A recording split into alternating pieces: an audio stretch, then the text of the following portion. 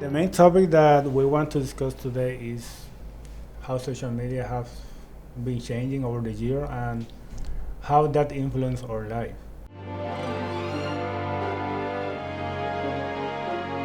Something very interesting I wanted to bring up about like sort of censorship in social media. I'm not sure if you guys heard about this occurrence that was happening, that people were being banned, I think, for hashtagging learn how to code. Oh no, I didn't read that. Yeah, so I think it was BuzzFeed, if I'm not mistaken. Like a bunch of BuzzFeed journalists were lost their jobs because I think they were losing a lot of momentum. Mm-hmm. So a lot of them lost their jobs, and they're of course complaining that they don't know where to find a job and so on and so forth. Yeah. So the learn to code, that phrase came, I'm not sure from what year, but it came a couple years ago, and it was directed towards coal miners. Okay. Because coal miners, they lost their jobs because of automation. And so they told coal miners, if you want a job, you should learn how to code. Yeah. Which is, of course, sort of a dumb thing to say because a coal miner may not even know how to read. Yeah. They're not going to be able to They probably don't have a bachelor's degree. Yeah, they don't know how to work a computer. They're not going to be the next Mark Zuckerberg just because, they want to. So anyways, so this got a bunch of whiplash and backlash. And so when this new hashtag came now, a lot of people felt insulted with that, with the learn to code movement. And so they were banning people on Twitter for just hashtagging tagging people and then hashtagging learn how to code. Wow. Yeah.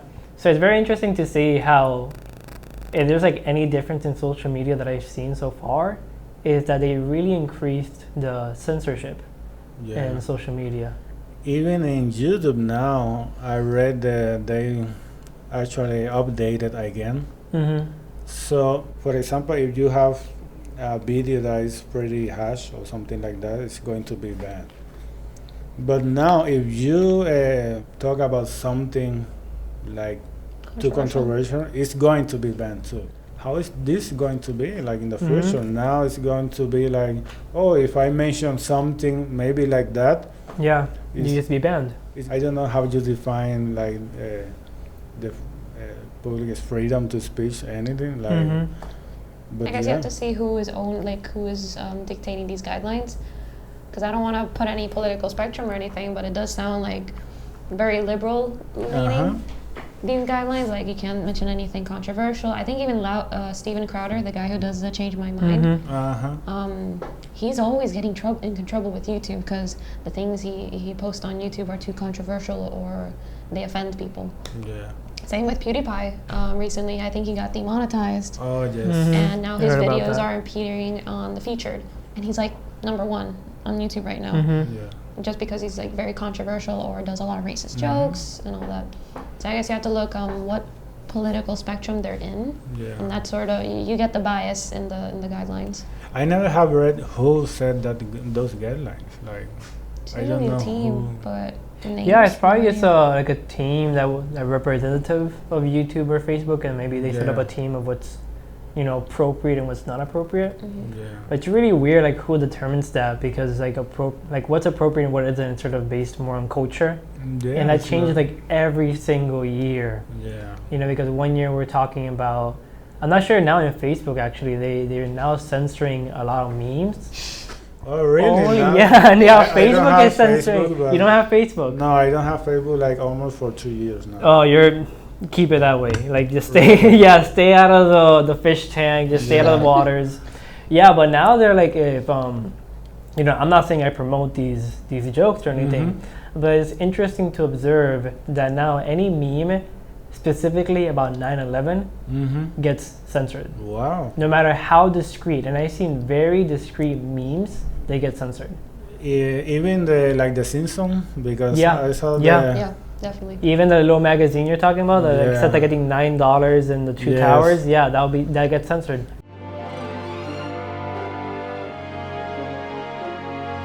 Another thing that I want to talk is about how social media influence your confidence, because for example in social media, like everything that you see is amazing, like amazing musician, amazing stunts, anything, like everything perfect is bodies, great. just perfect bodies. They just say how it is. Everything is so great.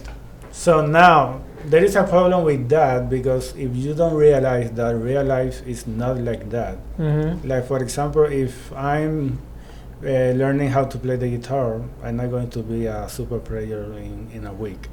I think it's more important to acknowledge the process of learning something than just the product. Maybe I can play a song on the guitar, but it's not as great as something that I see on Facebook.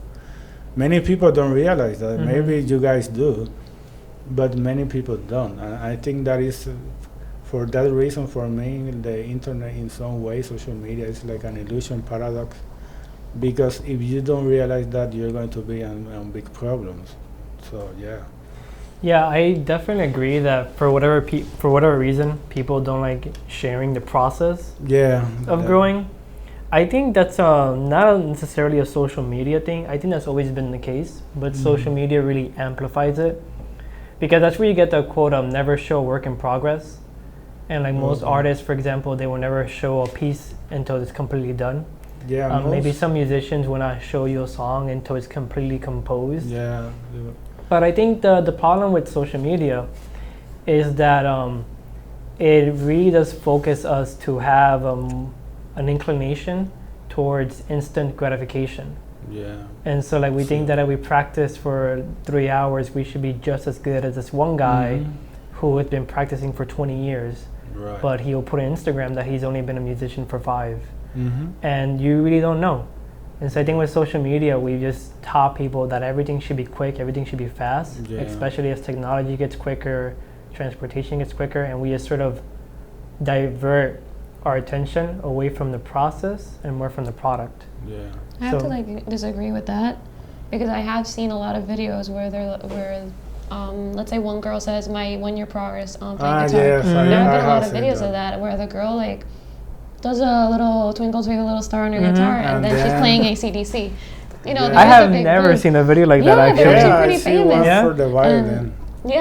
And there are a few let's say bands that they'll put a hashtag TBT or hashtag backstage BTS behind the scenes. And a lot of people do love, especially the fans, they love seeing the process of it because it sort of gives them like an update, like yeah, we are working on something.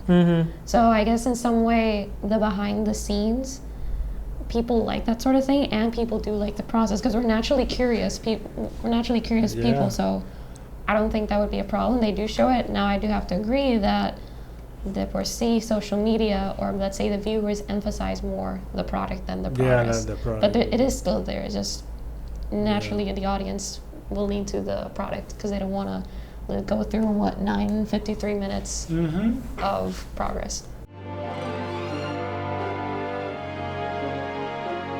What is so special that people really value a video depending of how many views like?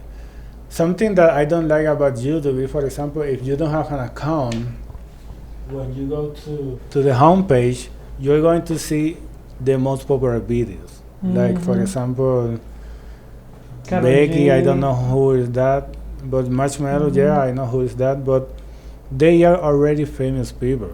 So why should I be looking something that is already popular? They should have like a little section of good videos that don't have too many views. But to establish what is good, I mean, you know when something's good when a lot of people see it. It does sound very black and white, but that's just the algorithm almost every social media goes through. And that is something that should be modified because just because Marshmallow have 3.9 million views, so that really means that song should be good?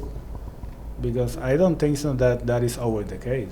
Well, I think it'll be difficult to establish exactly what's a valuable video and what isn't. So I think it is saddening to see how you have this small group of people dominating the whole YouTube algorithm, but that's also like what people enjoy. I think it's much more a call of bad taste of the majority than a bad algorithm. Yeah, but I mean, how do you know that a video, like maybe an educational video, like a speech of a professor, maybe you can record like a professor here doing a speech in Interamericana, and you post the video on YouTube, nobody sees it, but that doesn't mean that what the professor spoke is not good. Maybe it could be like a new theory of consciousness, and maybe he's right, but nobody cares because he have only one view. But it could be a good video, like the content could be good. It's like this trend. There has been this trend going on where some videos that are like 10 years old are suddenly in your featured. And then de noche a mañana, 10 million likes, 10 million views. There's this one video of a kid explaining about the fourth dimension. Yes, that one. I used to never do before. I think it's like a blonde guy. Yeah, like a blonde kid. He sounds like a 30-year-old, and he's so eloquent in the way he just expresses himself. And the video's really old, but he's like 10 years old. I remember the video. But so as Mariana mentioned, I think there's a trend now, at least, that for whatever reason, the algorithm is like pulling out really old hidden gems. Oh yeah. And people are just like watching it in spikes. So I think like overnight videos are just blowing up. Yeah. I think a lot of people don't really understand exactly, like, how is it determined what becomes famous and what doesn't. Yeah. I think it's really just being aleatorio in that sense.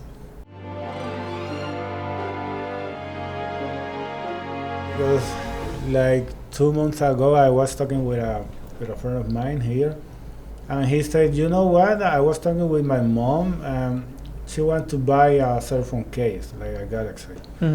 So anyway, I was talking with her that she need a certificate Galaxy cell phone case.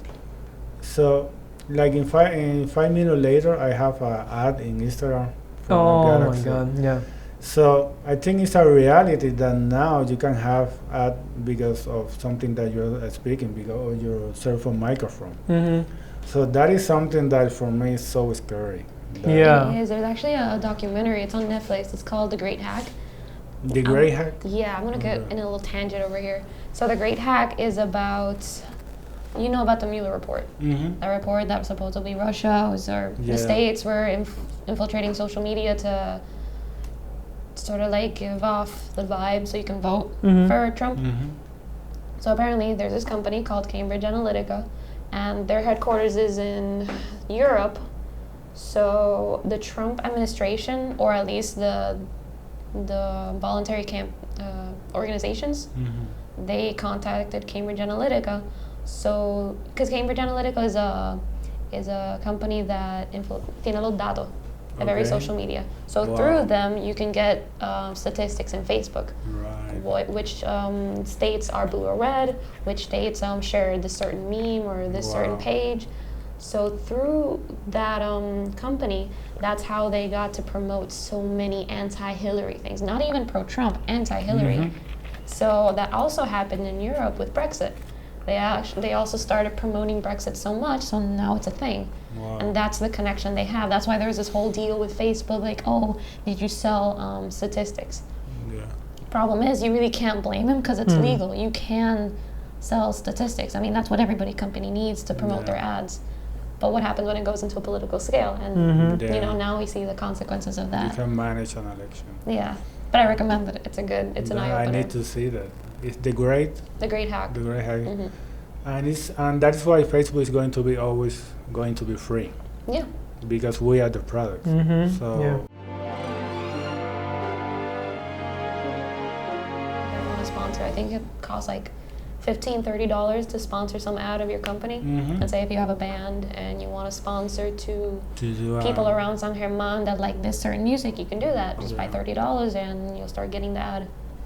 Yeah, because but it's a different type of ad, right? Because if I have a Facebook account and I have a band, and if I boost that with fake accounts, that is going to affect the engagement of my page, because most of the bots that you buy, depending on in which page do you buy it, most of them is from India or for the Southeast.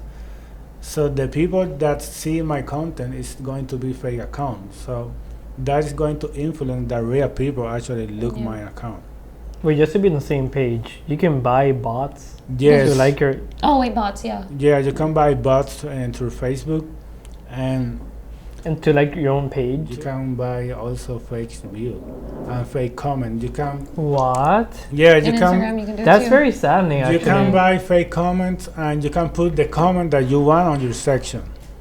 So the bad thing is that if you do it wrong, you're going to have a lot of repeat comments, and a real person can realize that, and they're going to say, "Oh, this person bought some fake comments or views or spam." And there's even people who do that for a living. Yeah. They'll. I know this one guy. I think it was in Vice. He was paid to give fake reviews to restaurants. So let's say Denny's would pay him to give a good review about Denny's. Oh wow. Yeah, and there's people who do that for a living, and then all you have to do is sit on a computer and write, "Oh, I love this lamb burger." love it, yeah. So it's like the dark side of the internet. Social the media. internet, because it's the behavior that people have when you want attention, I believe. So, yeah. So I guess that's how it affects us nowadays, being fake. Yeah, That's all we see. It's like it's pretty sad to see how always people like looking to the cell phone and not looking to the birds or the real world. I think we are done. So thank you very much. Thank you for being here Thank you. to have this conversation. I need to look for this video. Yeah, it's a great speech. I would really recommend it. Okay. It'll probably motivate you to start making your bed. Watch out, they'll demonetize you. He's doing Look at that thing has like Satan 4.4, side. Yeah. 9.7.